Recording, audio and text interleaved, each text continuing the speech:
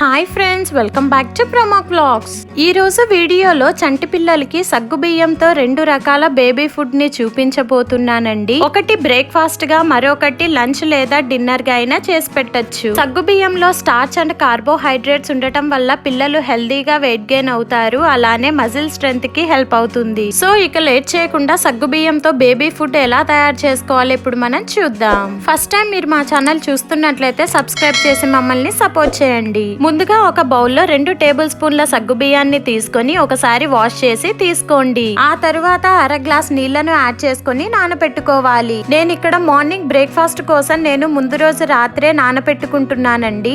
Next day morning కి చూడండి చక్కగా నానాయి. ఇప్పుడు వీటిని పాన్ లోకి వాటర్ తో సహా తీసుకోవాలి. అలాగే 1 కప్పు వరకు వాటర్ ని యాడ్ చేసుకొని ఉడికించాలి.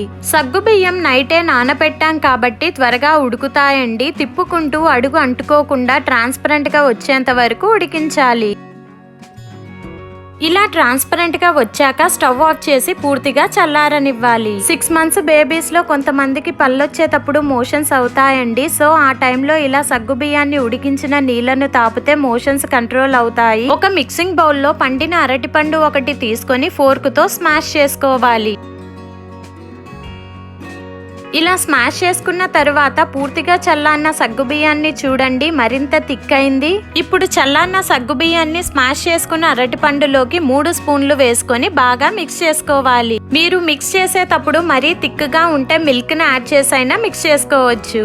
ఇంతేనండి, చాలా క్విక్ గా బ్రేక్ఫాస్ట్ రెడీ అయిపోయింది. 9 మంత్స్ బేబీస్ నుంచి బ్రేక్ఫాస్ట్ లేదా ఈవినింగ్ స్నాక్ అయినా ఇలా చేసి పెట్టచ్చు. సమ్మర్ లో బాడీలో వేడి తగ్గించడానికి, అలాగే పిల్లలు నడక నేర్చుకునే టైంలో వీక్ గా ఉన్నప్పుడు ఇలా సగ్గు బియ్యంతో చేసి పెడితే వాళ్ళు ఎనర్జీగా ఉంటారు. ఇప్పుడు లంచ్ రెసిపీ చూద్దాం. ముందుగా ఒక బౌల్లో 1/2 కప్పు బియ్యాన్ని తీసుకొని 2-3 సార్లు శుభ్రంగా వాష్ చేసి తీసుకోవాలి. వాష్ చేసి తీసుకున్న తర్వాత అరకప్పు నీళ్లను యాడ్ చేసుకొని కనీసం అరగంట అయినా నాననివ్వాలి. స్టవ్ మీద కుక్కర్ ని పెట్టుకొని అందులోకి 2 స్పూన్ల నెయ్యిని వేసుకోవాలి. నెయ్యి వేడయ్యాక 1/2 టీ స్పూన్ ఆవాలు, 1/2 టీ స్పూన్ జీలకర్ర, 1/2 టీ స్పూన్ వామును వేసుకొని వేయించుకోవాలి. ఆవాలు చిటపటలాడేంత వరకు వేయించుకోవాలి. ఆవాలు చిటపటలాడిన తరువాత చిన్న సైజు ఉల్లిపాయ ముక్కలు, తరిగిన కరివేపాకు, క్రష్ చేసిన 2 వెల్లుల్లి రెవ్వలు వేసుకొని వేయించుకోవాలి. ఉల్లిపాయలు లైట్ గా మగ్గేంత వరకు వేయించుకోవాలి. ఉల్లిపాయలు ఇలా మగ్గాక ఇప్పుడు ఇందులోకి గుమ్మడికాయ ముక్కల్ని వేసుకోవాలి. ఇక్కడ నేను మీడియం సైజు 15 గుమ్మడికాయ ముక్కల్ని తీసుకున్నానండి. గుమ్మడికాయలో వైటమిన్ ఏ అండ్ మినరల్స్ ఉండడం వల్ల పిల్లల గ్రోత్ కి, ఐసైట్ కి, ఇమ్యూన్ సిస్టమ్ కి బాగా హెల్ప్ అవుతుందండి. బేబీస్ కి సాలిడ్స్ స్టార్ట్ చేశాక ప్యూరీగా అయినా పెట్టచ్చు. బాడీ కూలింగ్ కి కూడా బాగా హెల్ప్ అవుతుందండి ఈ గుమ్మడికాయ ముక్కల్ని నెయ్యిలో 5 నిమిషాలు వేయించాక ముందుగా నానబెట్టుకున్న బియ్యాన్ని నీళ్లతో సహా వేసుకోవాలి. అలాగే 1 టేబుల్ స్పూన్ సగ్గు బియ్యం వేసుకొని బాగా కలుపుకోవాలి. ఆ తరువాత క్రష్ చేసిన మిరియాలు 3, పించ్ ఆఫ్ సాల్ట్ వేసుకొని అరకప్పు నీళ్లను యాడ్ చేసుకొని కలుపుకోవాలి. 10 to 12 మంత్స్ బేబీస్ కి అయితే ఎక్స్ట్రా అరకప్పు నీళ్లను యాడ్ చేసుకోండి. ఇక్కడ నేను అబౌట్ 12 మంత్స్ బేబీస్ కి చేస్తున్నాను. ఇలా కలుపుకొని కుక్కర్ లిడ్ పెట్టేసి 4-5 విజిల్ వచ్చేంత వరకు ఉడికించాలి.